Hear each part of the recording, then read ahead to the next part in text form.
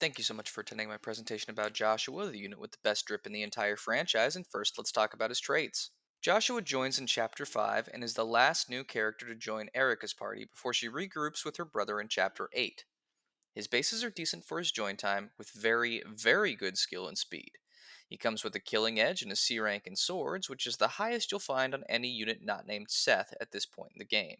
However, as is traditional for Myrmidons, his strength is somewhat low and his bulk isn't great either. While Joshua can contribute somewhat in the early game due to his naturally high avoid, this is made somewhat moot due to the sparing number of axe wielding units in the chapters following his recruitment.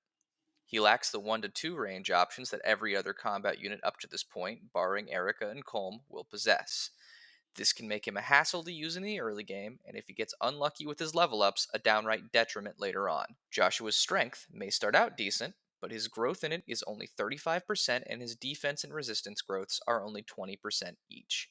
This is really, really bad for a unit that is stuck exclusively on the front lines.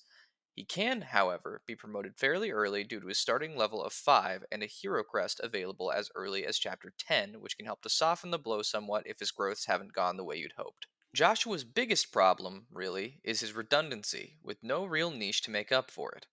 Colm joins earlier and has thief utility and better growths in key areas like strength and defense. Every single one of Erica's growths is better barring her HP growth, and she eventually gains a mount. And even the later joining Garrick has solid bases and can instantly promote. When compared with his biggest competition for a deployment slot, Colm, the choice leans in Colm's favor, with Joshua's main claim to fame and potential lying solely in his high starting weapon rank.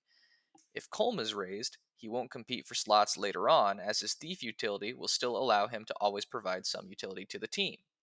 If Joshua is raised, he competes with Garrick for a deployment slot right away, and Garrick can instantly promote to a high movement unit that gains access to bows or a hero for better stats and access to axes. However, there is still something worth noting about Joshua, and it's simply that he's a fun unit. Even with his difficulty in providing meaningful value, he can still become a crit machine. His personality is a joy to see between his supports and unexpectedly high plot relevance, and I think we all agree his hat is dope.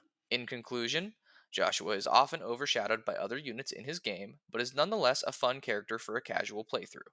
Just don't try to use him in a more serious run. Thank you so much for watching. Please don't forget to like and subscribe, and special thanks to PlayerExe8129 for suggesting a video on this character.